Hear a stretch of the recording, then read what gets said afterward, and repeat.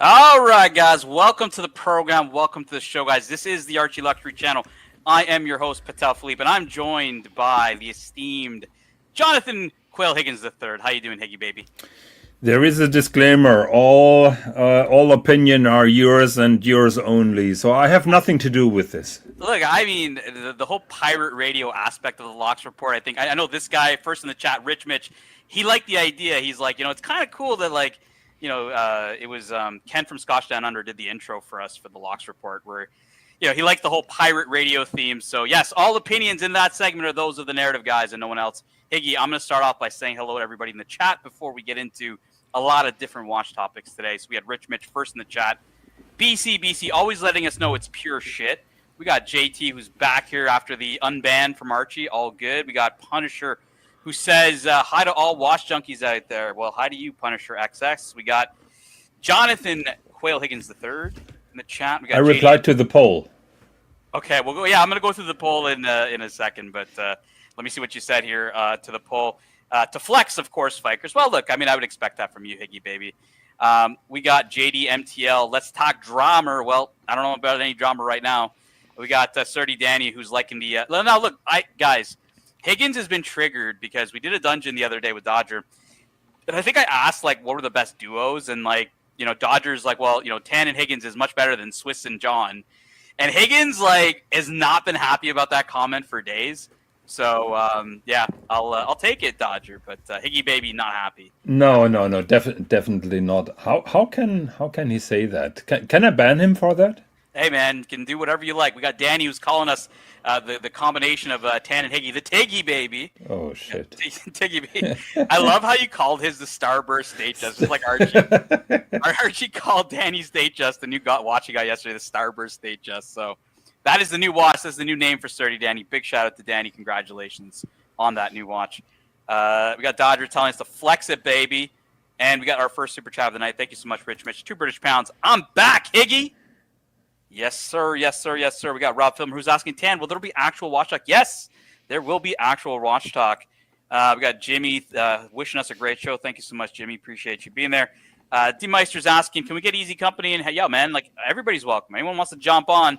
Everyone is welcome to talk watches and hang out with us here. We got Nate Ho in the chat, and we have, I think I'm caught up almost. We got Omar talk about Mississippi Queen. We got Ryan Hoffray in the chat, and I see Ryan. Let's see what's Danny saying here. Tan, is there more chance of seeing a UFO or Higgy admitting he loves Paddock more than Lange? Look, I don't think the day will come when Higgins will say he likes Paddock. Was there ever a time, Higgy, in your life that you would say you like Paddock over? Actually, I have breaking news. I registered today at the Patek Philippe owners registries just in order to get their free magazine. You're such a cheap like. Okay, so for those that don't know what that means, okay, so when you buy a Patek Philippe watch, whether that's a brand new watch or you buy it secondhand, you can go on to their website and register the serial and that watch under your name, and then Patek will actually send you their magazine quarterly for free. Okay, so I'm sure Higgins has owned Patek Philippe's in the past, then registered one of them, and then boom. No, I couldn't find the serial number, but I have friends. So one of my friends sent me the certificate of one of the watches that he sold. And that's how I'm now a member of the club. Very cool, man. I still haven't got my magazine because there's a postal strike in Canada, but hey, hopefully soon. We got CB in the chat. Nice to see you, CB. We are going to be talking independence. Actually, CB is our first topic because it's late. No independent today. Okay. We're talking about Rolex. JT says he's banned half the time. Look, JT, just let me know. I'll unban you, man. I know your shtick. And you're having a bit of fun. So it's all good, my man. All good. Yeah, Diggler, you can hop on if you like. Everybody is welcome. We got Rohit in the chat. Nice to see you, Rohit. We got Watch Nikki in the chat. We got Caliber YQG in the chat. Nice to see you, sir. We got Hookstraten, who says, man on the fucking moon, fuckaroonies. Yes, sir. I think we are almost all caught up. You have no friends, Higgy. I think that is true. Rohit says, let's talk Patek, please. Well, Rohit, like, I can talk Patek Philippe all day. I think everyone's been a little burnt out from my Cubitist talk. But, first topic, Jonathan Quill Higgins. I wanted to talk about what everybody's talking about here. This new Simon Brette. Let me pull it up here on the screen for us. So this was a release that I don't know if the article came out yesterday. I think. And for those that aren't familiar with the brand, Simon Brette, it's not the first watch from the brand. The brand was known to do a souscription. So I'm going to start there. Higgins, what does that mean, souscription? How does that relate to kind of watch buying today? That is a subscription. Breguet, I think, invented that system. That subscribers are. It's basically it is what Kickstarter. It's like Kickstarter. Yeah. Yeah. So Simon presented his ideas for a new watch to a circle of friends, and they could subscribe. I don't know if the down payment was 100%, 50%, 20%. I have no idea because I've not been the chosen one. I guess that they had to pay 100% upfront, 12 people, and they received the watch. So this was kind of exactly what I was thinking. So, when you hear the word souscription, this isn't the first watch, as Higgins has described. Abraham Louis Breguet actually, did this 100 years plus ago, for watches he was selling.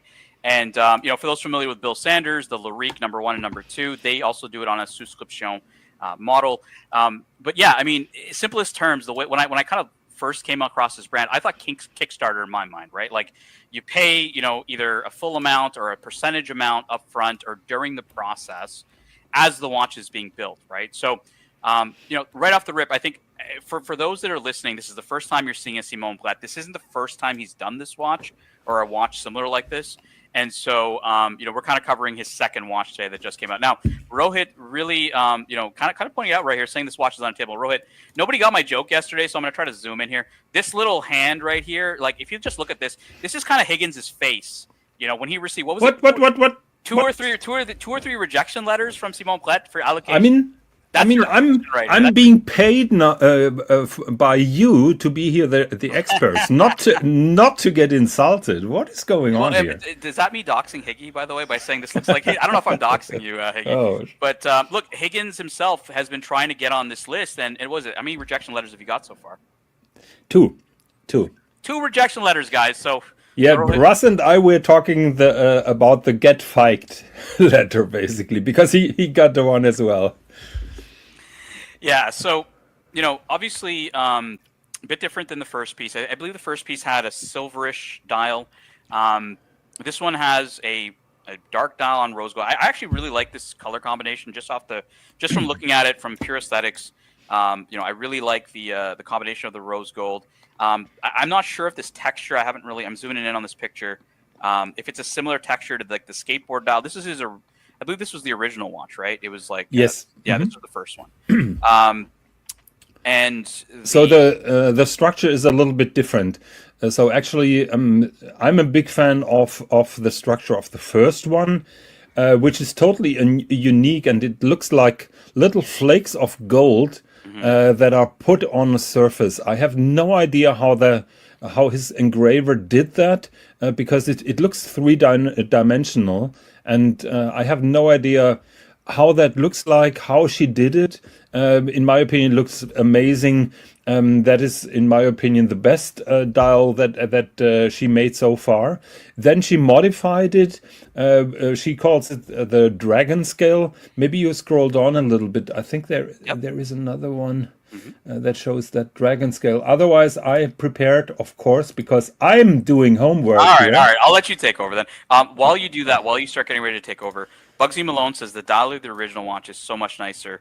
Yeah, man, it's personal preference. I mean, I think the gold, I think I even got it wrong because I don't remember it was a gold dial. But yeah, no, I mean the gold dial is Is the new black dial? Is it also like black and gold, or is it a different? It's texture? Rose gold DLC coated. Okay. I don't know if I like that though, Higgins. A rose gold DLC coated. CB, what do you think? Yeah, but you only have, well, first of all, the dial is rose gold, and then it's highly complex engraved. Now you have two ways of making that dial black. You can paint it, where you lose a little bit the structure, or you DLC code it, and that is basically the thinnest layer, which leaves all those complex structures. If that makes sense. I'm just showing folks the photos here, so obviously So you can see the kind of texture right here in the picture as well. yeah, so just Yep, let me know when you're ready. Sure. So I have here a picture of the first one with those golden flakes being totally random and just looking amazing. And yeah, the second one had this kind of pattern, which is now on the black one that I'm going to show you here. So you can see those stripes here. You still have those kind of flakes, but you have kind of stripes engraved on those flakes.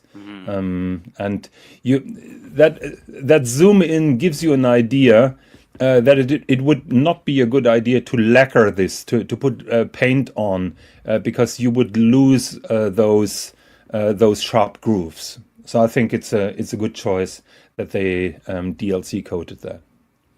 A lot of people are kind of, I think they prefer the original to that. Even CB, what is CB saying here? He says, "Can I say I don't like the dial?" Yeah, absolutely, right? Absolutely, you can. Yeah, and I'm with him totally. That is the first one, and that dial was smashing. But as far as I remember, that was only on the souscription.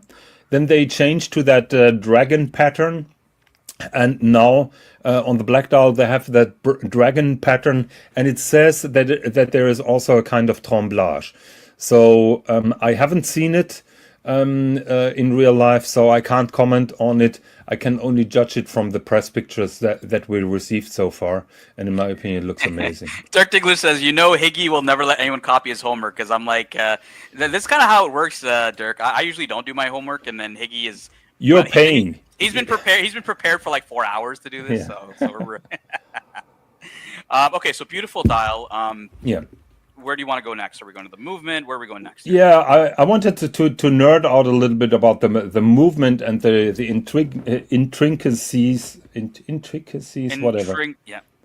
Intricacies. So one of Simon Brette's shtick right from the beginning were those concave shapes.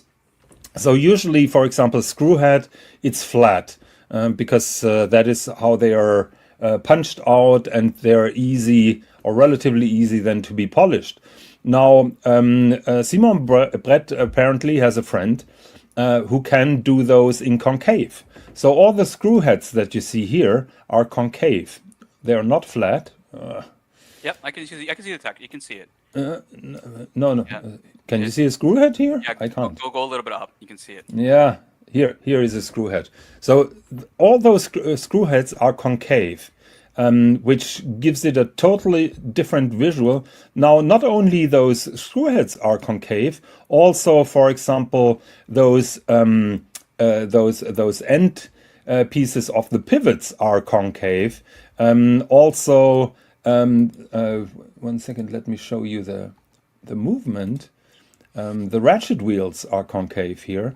They're hollowed out inside, concave, and then you have a concave screw head on. So this is a lot of work, a lot of effort, a different approach to horology, high horology, and I totally love it. Now, do you feel they use the idea to make it concave from reflection of light, or is it a more functional reason? I think there is no functional reason at all. It just looks, it is different, and it looks amazing. Mm-hmm. And for those that are kind of new to high horology, guys, this is where, the watchmaker will try to make the movement more beautiful, whether, certain way, you do Côte de Genève, for example, between functionality as well as, a reflection of light and, how it actually shines. And, when you see anglage and how the light reflects off of it, right, it brings out the radiance of the movement, and it's supposed to, really add depth to the art, right? So that's why I asked Higgins that question. Like, is it purely functional? Like, they made it concave that way, or do you feel that it plays off of the light and it actually, shimmers a bit better? So it's just because it's bloody difficult to make. I was asking how those gears are made. I'm sure there's a lot of hand. Yeah. I'm gonna comment on that later. Corrado, good to see you here in the comments. I would like to reply to the question of somebody who knows nothing. So he's asking, is the balance cock concave? Well, Dirk Diggler, if you look carefully at that, so it is not a balance cock; it's a balance bridge. At all in the first place, and it's not it is not concave, it's rounded. So usually you have a balance cock or a balance bridge which is a flat piece of metal, and then it's decorated with perlage or with an engraving like Lange, and so on. But here Simon Brette is taking the high horology approach, which is also done, by the way, by Recepi. Kari Voutilainen does it. As far as I know, Philippe Dufour doesn't do it, but maybe I'm wrong on that. But here they're taking those bridges and they're round polishing them. Which of course is super difficult to make, because you see the raw material here is a flat piece of metal, and then to get that rounded shape out of it, and not only that, to get the cone shape out of it, is just outstanding. And that, gentlemen, is high horology, what we're talking about. This is not... Sorry, I have to interrupt you here. Apes. So Apes, I actually had the exact conversation. not the same reference, Apes. I used the CC2 as opposed to the AK06 from Akrivia. So I basically said to Higgins, I was like, same price. Are you taking a Recepi or a Simon Brette or something like that? It's like not even a question, man. Like he's gonna take a Recepi all day long. So just wanted to derail you there. Wait! I didn't say that. You're not. There's no way you're taking a Simon Brette over a CC2. No fucking way. Well, same price, no way. Maybe I'm gonna surprise you with my decision. I don't buy that. For the viewers, we had that kind of discussion 2 hours ago, and I had to admit that I would take a Recepi, but reality is, I would take the one that I'm getting an allocation for. So if Simon Brette tells me, okay, you can have the watch tomorrow, I will not tell him to get fiked because I'm on the list for a Recepi. That is how it goes. CB agrees. He'll take a Recepi any day too. All right, Higgins. We were talking about cylindrical cones and balance bridges.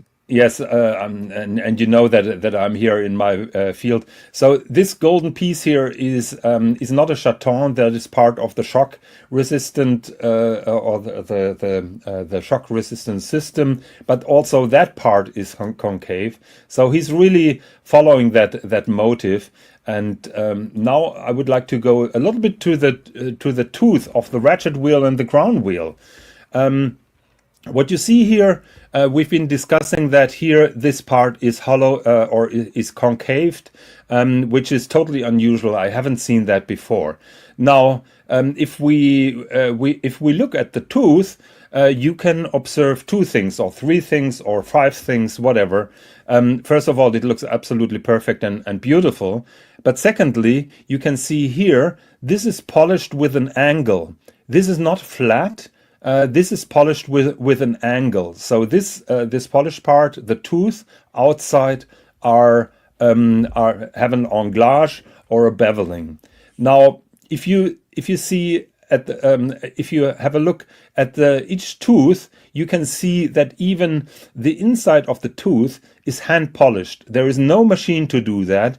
Basically, it looks like the bow of a violin, and they have a very thin kind of string, and they hand polish then the inside flanks here of those tooths.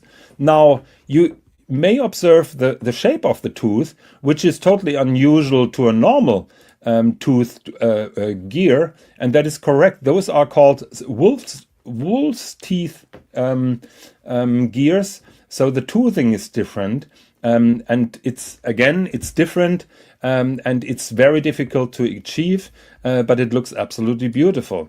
Now, so you don't only have that concave shape, you have the beveling, you have the polished toothing, and you have the wolf tooth. Now here you have the crown wheel, which also has the same treatment. So you have that concave theme here inside. You have the englage, you have the wolf teeth, and you have the polished toothing inside. Now here you have a kind of ratchet wheel. If you wind, this is manual wound watch, and if you wind it in one direction, it winds. In the other, there is a click spring. Now you could apply a click spring outside, very cheap to make, but instead of that, he chose this system here with that click spring, which is beautifully made, a double click spring, and he's talking a lot about how much effort he put into the feeling, the tactile experience that you have. That you have when you're winding up that watch. Corrado Galicia is asking, so they are machined, then hand finished. They are machined, yes. I'm not sure. I think he can do that wolf teething with a machine, and then they're hand finished and hand polished. Correct. CB is also bringing up an interesting point. So while he thinks that everything's beautiful, he's not sure about the functionality of all this, and it's a little unconventional to design it this way. Is there any improvement on functionality, or is this again just purely for art, which CB and I both agree is a very beautiful thing? We have to ask our friend Bernhard Lederer, who could reply to that. As far as I know, that wolf teething is nothing new. They made it on pocket watches. My guess is they're not only not doing it anymore because it's so difficult to make. So I'm not sure if there is a functional disadvantage or not. I can't reply to that. I want to highlight Bugsy Malone's comments. So Bugsy Malone, for those that know, OG of the channel, he's been watching forever. There's no doubt, it's very obvious as he explains what we are looking at, just how impressive the work of this watchmaker is.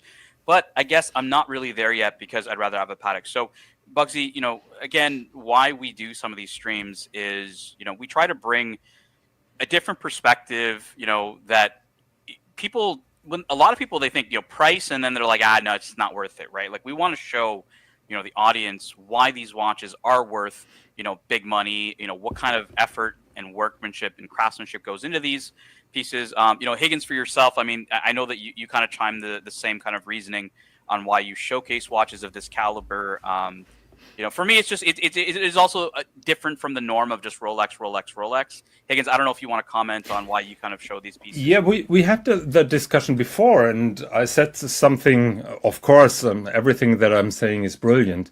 So I said many may regard me, and that is why I have double XL elitism in my avatar.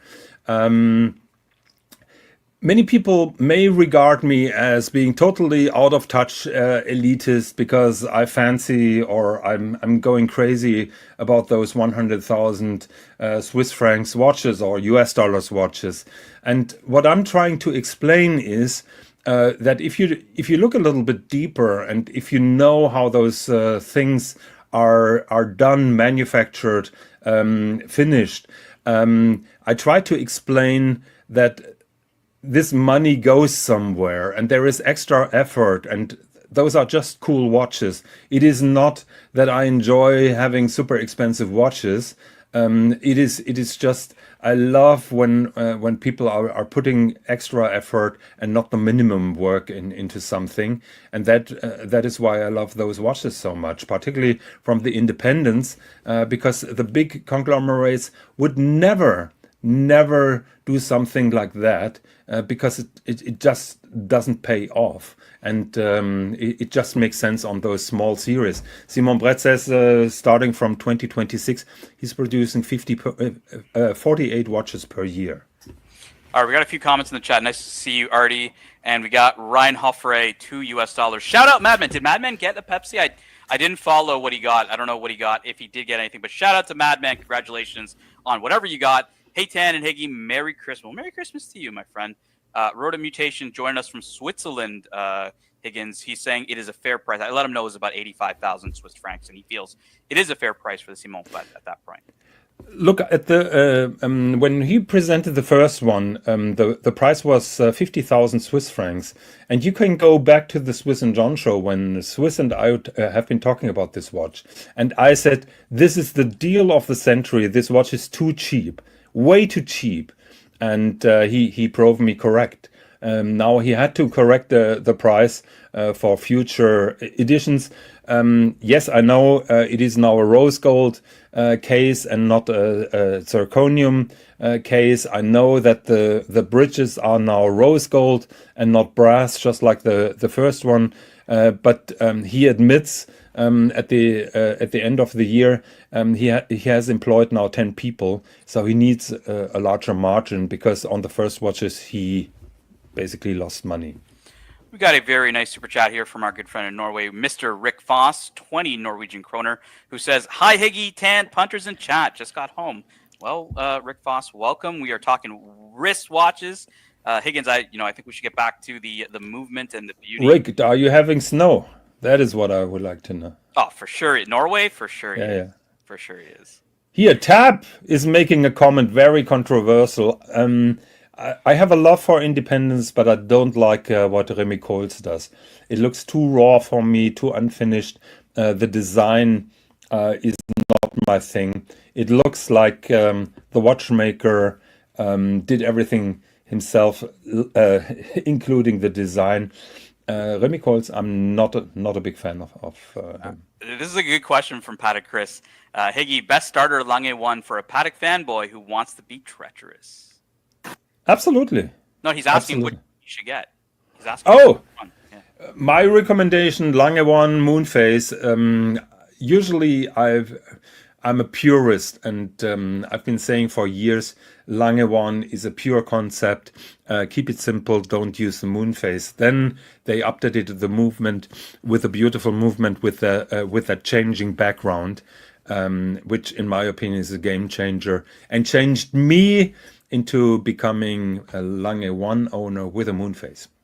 I would agree with him. Lange 1 Moonphase is the absolute best for me as well. So I would go with a Lange 1 Moonphase as well. But we could also go with the Grand Lange. I think the one that no, the platinum one. You don't think you'd like that one? The Grand Lange, I don't like that big Moonphase. I don't mind it. I actually don't like the movement in that one because they use the older movement. Yeah. Yeah.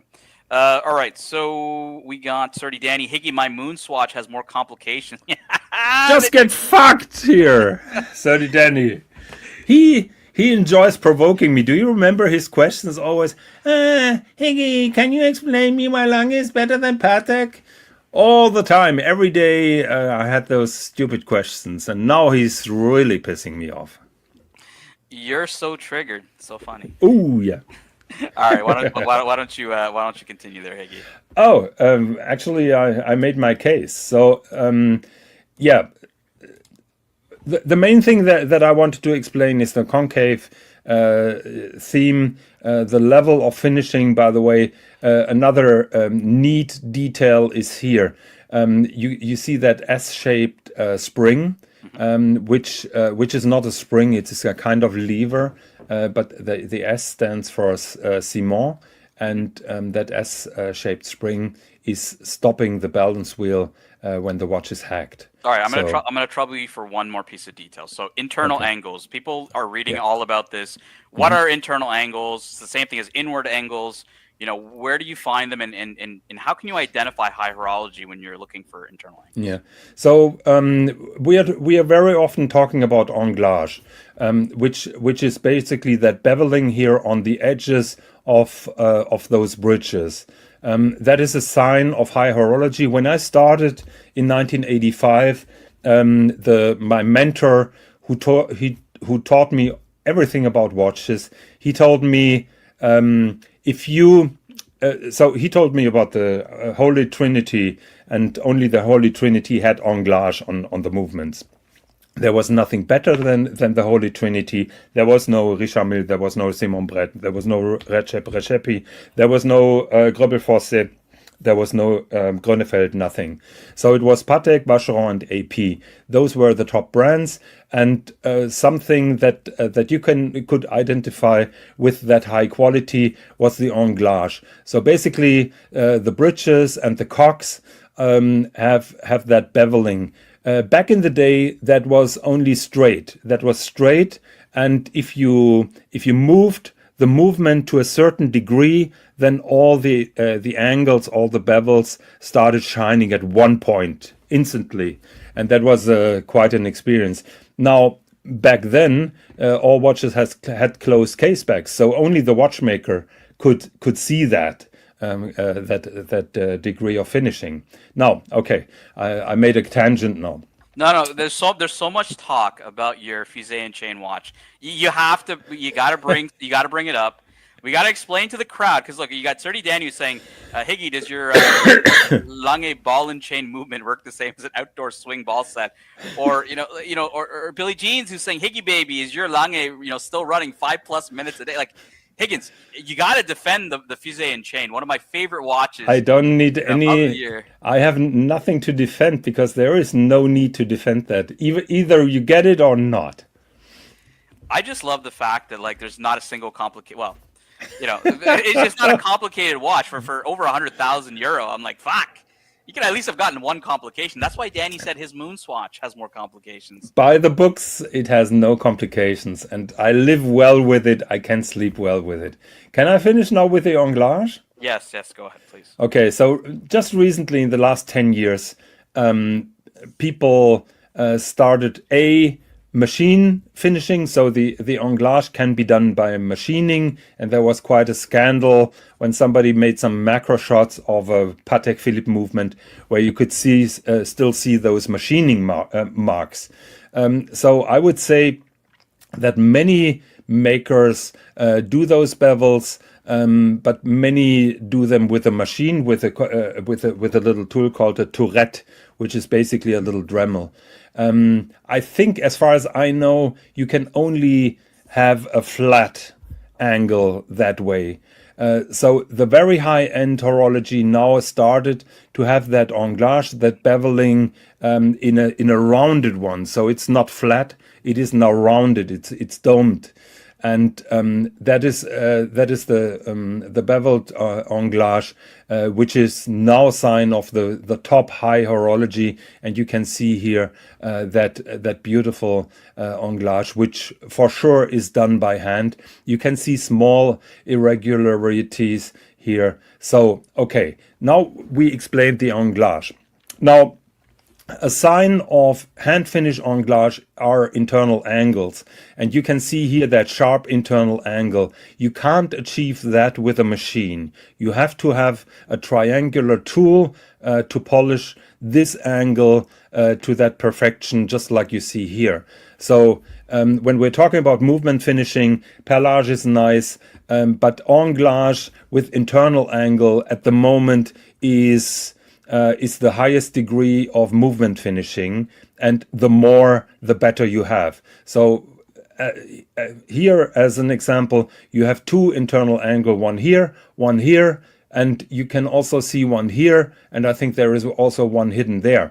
Now, what makes this watch special is, if you have a look at that little wheel that is below, that also has a beveling inside, a rounded beveling, which is done by hand, and here you can see the inward angle. So this has also internal angles inside of those toothed wheels at the spokes. And that is just a crazy level of horology that you only find in the very high end of Patek Philippe watches. Lange has anglage on my watch. Not sure if on every watch, but this is a degree of work that symbolizes today's high horology. We got a lot of questions coming here for you, Higgy, but first you got to read this super chat, because you have to read this one. So, okay. Jefferson's exotic. Higgy, you're the big cool guy. Yes, I am. I'm big and I'm cool. All right, we got a few more questions. So Corrado Galizia is asking, can a Geneva seal movement have Dremel finishing? I think theoretically, yes. It says nowhere that it has been has to be done by hand. We've got Canuck Watch Collector who's saying 85K is a deal on that thing. I agree with you. I agree with you. Yeah, it's still outstanding value. And look, when I zoom in and when I see those macro shots of those movements, I mean that's just outstanding, and it's a privilege, and it's just. This has been unthinkable 20 years ago that a small independent company, a startup, is doing a watch with this high degree of quality. It was just unthinkable, and thanks to all those people that discovered independent watchmaking, which is a recent thing. Independent watchmaking was the ugly duckling that nobody really was interested in. When Sven Andersen started as an independent watchmaker over 40 years ago, nobody really cared. But now they have the attention that they deserve. Sorry, Danny's asking, what razor do you recommend for shaving a Submariner? Dremel all day long. Now, I know you hate this brand, so I also want to ask you this question. Paddock Chris, Higgy, favorite Langenheine Friedrich? Friedrich, as far as I know, is the square, and that tourbillon, that transparent tourbillon is outstanding. CB is saying on Paddock Philippe's that are over $400,000. He said Philippe Dufour opened that door for, and I agree with him. You know, with that really deep anglage, I think CB's got it spot on there. Yeah, and to say Simon Brette doesn't do the best beveled anglage. If you have a look at Recep Chronomètre Contemporain, the beveling is deeper and wider, and that is one of the reasons why I would prefer his watch over that. So, hopefully JDMTL is still listening, because we do have a bit of drama associated to this watch. I think you were going to refute a couple of watch YouTubers' claims about the Simon Brette.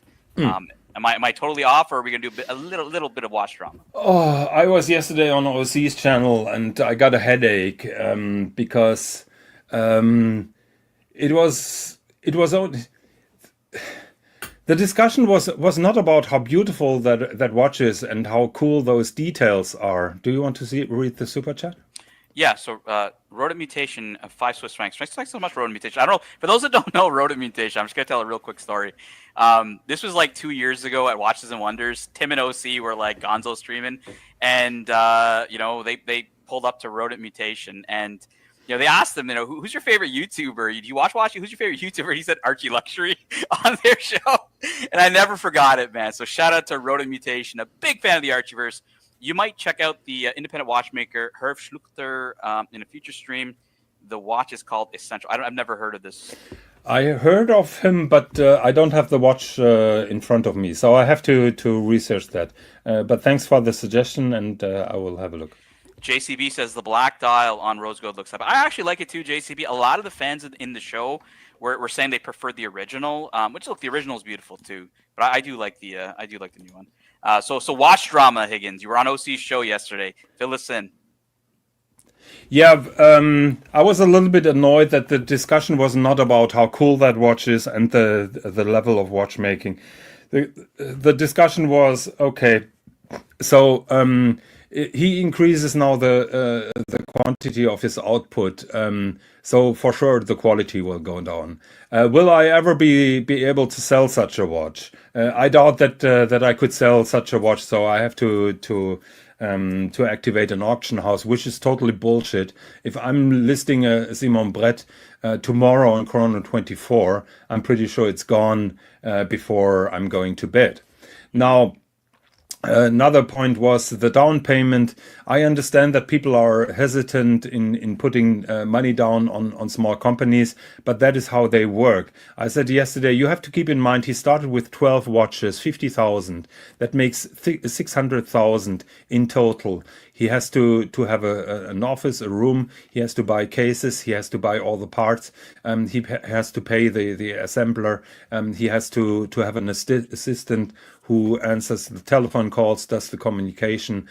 He has to hire a photographer to make those amazing pictures, and so on and so on. So 600,000 Swiss francs for 12 watches.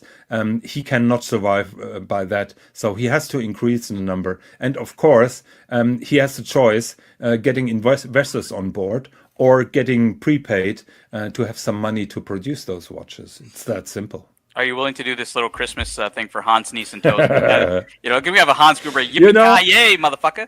You know that old meme. It's not Christmas until Hans Gruber is falling down from the Yakatomi Plaza. Oh man, that's too funny. Too funny. Okay, so I heard Tim Wright was saying a few things about Simon Brette. I thought he's talking about it today. No. Tim didn't say. Tim is covering it today. That's what I thought, today, right? yes. So because we were talking about it earlier. Yesterday he was just talking a shit about Purnell and the Roman shaft. Fill us in on the Purnell. Come on, fill us a little bit in on the Purnell. We've got a bit of drama here. Tim has no idea, and he researched it. Tim has no idea that Cécile, is it Cécile? Yeah, Cécile Purnell. Cécile Purnell is an old company that is defunct. They apparently are sitting on old stock that they are selling now for 20 cents for the dollar.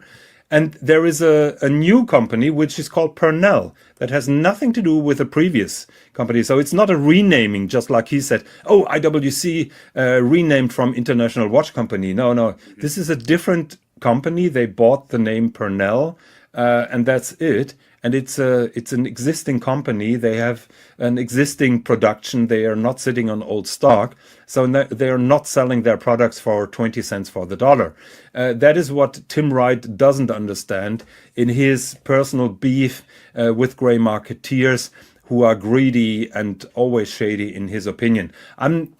I have a hard time to defend grey marketeers sometimes, but he just doesn't get it, and he can't let it go. His paranoia that he feels for the grey marketeers. Okay. Let me circle back to Simon Brette and kind of the comments you were saying that they kind of upset you. So I understand, servicing I would get, right? Like if somebody's buying this watch and they do want to keep it, right? The concern about, okay, well, these are beautiful pieces and they're being made and great value for money. There's a lot of people in the chat have said, but then, if you want to keep this for 10, 20 years, the question does come up that like, okay, well, where would you get it serviced? Is Simon Brette going to be there? I don't think that that's so far fetched to ask, right? Like I would have that worry, for example, for Remy Coles. So Remy Coles made a handful of watches so far, and we don't know where it's going. When you have a look at Simon Brette's watch, when you know where he's coming from, he was a product manager and coordinator for Max Büsser and Friends. When you see this product, you will see that this company has a bright future. Simon Brette is super young, and so he has many years ahead. So I think the risk of having that issue with Simon Brette is much lower than if you buy a Philippe Dufour. When we talked about this earlier, I think it was Patrick Chris who said the Resheppi comment earlier. But for me, what really came up was kind of the difference between Resheppi and Simon Brette, in that Simon Brette may not have designed the movement or designed the entire watch, even though maybe he says his idea of assembling it from different parts and keeping those parts and finishing if you wanted for a look is fundamentally different than Resheppi, who maybe have designed the movement, did all the finishing, at least in the prototypes itself, and then manufactured it on its own. Do you feel that that's a contributing factor of leaning towards traditional, quote unquote, independent watchmakers versus this? So first of all, your audio is shite. I think somebody tried to call you. To reply to your question, it's yes and no. It's true. Resheppi has a couple of watchmakers sitting down who are making a lot in-house, and he even makes his own cases. We all know that. So this is a different level of integration, and it's a good feeling to have. Now with Simon Brette, he has a different approach. He is an engineer, He knows a lot of people that are unknown, very small. And I think this unconventional approach to a watch, just like the Simon Brette that we're seeing here, is only possible when you think outside of the box. And that is what Simon Brette basically does. He's pushing his suppliers, his friends, to new heights that he's not able to do, and probably Recep Recepi is not able to do, or he doesn't want it to do. So I think this approach to watchmaking has positive sides and negatives. Is the audio a little bit better now? Yeah, no, it's okay, okay, good. I don't know. People are asking if I'm French. I'm not French Canadian. I speak French, but definitely not French Canadian. Shout out to producer Mark. Greetings from a very cold Chicago. Yeah, and this is a very nasty comment, Whole Milk. You go in the bad corner now for that comment. When you're Higgy's age, you don't need to worry about future servicing, which is kind of true. Yeah, look, I mean, I get your point on a few of these areas, right? I think that that was the point I was going to pull up here, was the piggybacking off Federico with no research. Like, that's typical Tim Wright, man. Like, I'm not surprised, and yeah, just when you told me about this, I was like, look, man, I'm not surprised. This guy fucking does this all the time, so yeah. Yeah, no, he made some good points. For example, those charts, how much profit or how much certain watches increased in value over the years, and now he's blanking out 2023 and 2024. All valid points, but the problem is this obsession with his idea is fogging his mind, and this has nothing to do with journalism. People were yesterday applauding him for journalism, and I was laughing my ass off because he didn't even get the facts straight about Cécile Purnell and the new Purnell watch. So how can he be a journalist without even knowing the basics? Okay. Tap's asking, what does Higgy think about Raoul Pagache? Raoul Pagache, fantastic watch, fantastic design. Really like what he's doing. I'm looking forward to what he does next. Is he able to do something similar cool, just like that detent escapement, which I totally love. I also like the regulator dial out layout. I like the way he does the cases, and I like that collaboration that he did with Anita Porcher. So, but I'm waiting for the next big thing, and I'm hearing his detent is not perfect, so it has a tendency to stop. So, yeah. We got CB who's signing off for the night. Just want to say good night to CB. Higgins, I know it's getting late for you, so if this is also a good time for you as well, let me know, or if you want to stay on. Give me 10 minutes, because I would like to highlight the difference between the first edition and this black dial now, sure. And then I'm fiking off. Okay, Phoenician Cedar had a question for you. Tan and Higgy, what are your thoughts on foudroyant on a mechanical watch? I'm always worried that this will add wear and tear, which is not really controllable. But it looks nice. There you go. Do you know what foudroyant is? I have no idea what foudroyant is. That's why I'm like, there you go. It's a fast spinning hand, which is faster than a second hand. So you have those chronographs that have that fast spinning. Like, doesn't FP Journe do one of those, like the Centigraph?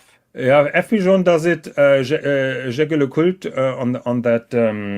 What is the name here? The duomètre does it, right. And there is a foudroyant, for example, at the Breguet 10 Hertz watch. So yeah, that's the only time I'd ever remember that was off the FP Journe. So yeah. Okay, so we are looking here at the old Simon Brette, the first one with zirconium case. Now that I see the black one, you can see a little bit of the flaws.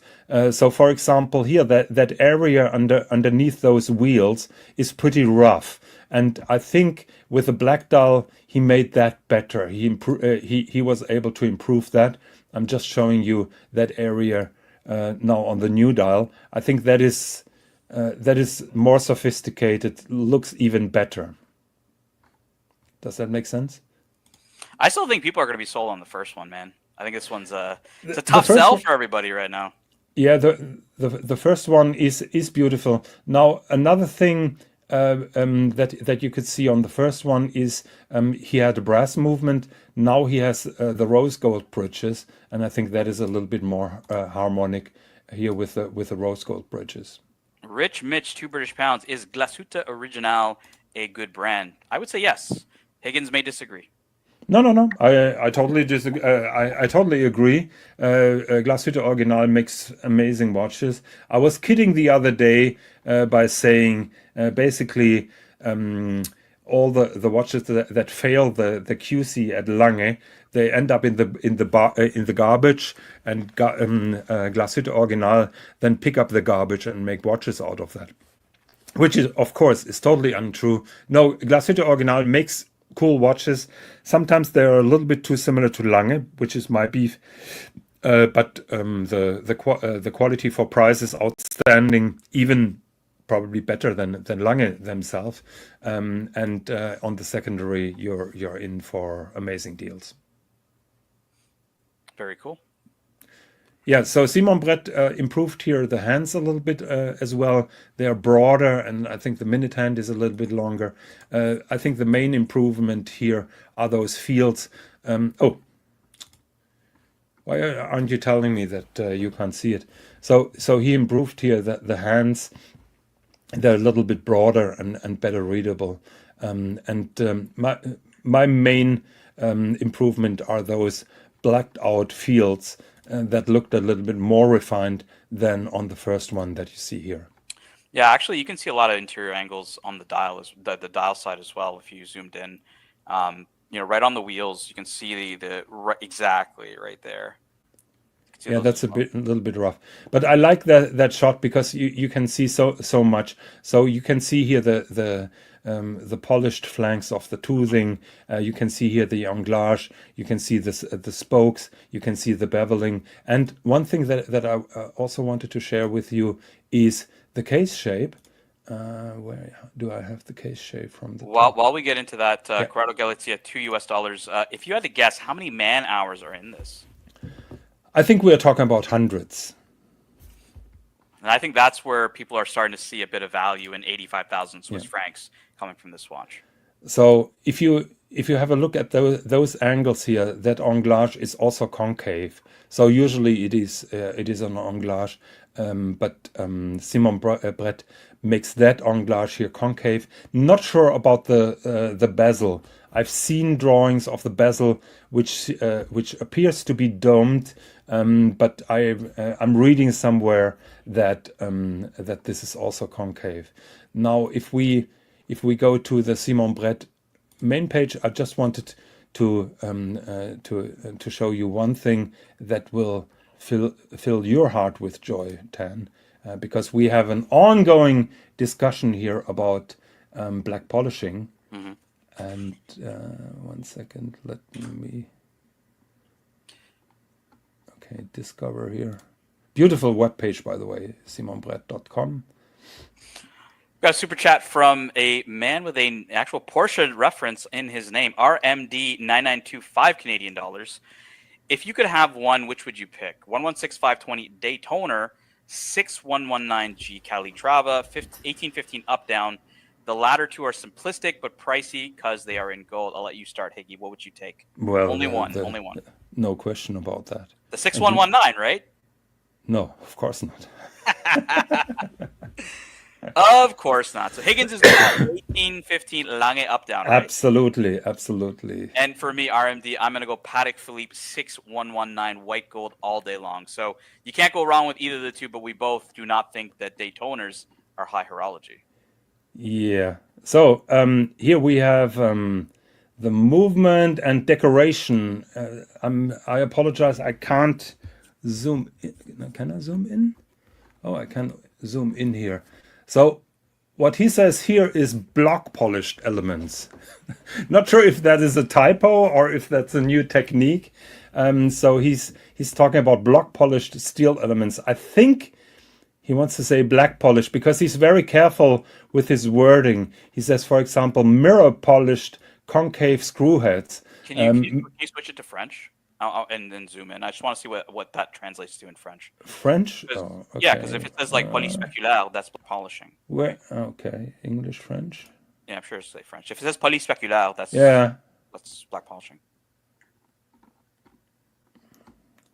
And if it actually says bloc, like bloc would be block. Yeah, découvrir. Découvrir. Specification. Looking for the pictures are amazing. Yeah, Okay, decoration here. Bloqué. I can't see it. Like, can you zoom in a little bit for me? Acier polybloqué, it says. Okay, that's definitely not black polishing. No. So I think he's very careful. He's very careful choosing mirror polishing when he's talking about mirror polished parts. So I think I even had a small conversation about black polishing because I had a personal conversation with him and I asked him, look, as far as I know, black polishing is only on flat surfaces, and many people call your screw heads black polished, and he was kind of dodging the topic, but probably that gave him a lot of attention to the topic. All right. So well, look, can I go? Yeah, absolutely. I appreciate you hopping on, man. An hour with the Higgy Baby late in the evening in Germany, man. Thank you so much for joining me. I'm going to bed. Thank you very much for watching. Thank you very much for hosting those shows, Tan. Yes, sir. I really appreciate them. I'm going to keep it going, guys. We're going to say bye to Higgy. Thank you so much. I'm not hitting end stream now, okay? No, just leave. Okay. Don't hit end stream. Bye. Bye. All right, see you. Good question, RMD992. So, Archie, actually today's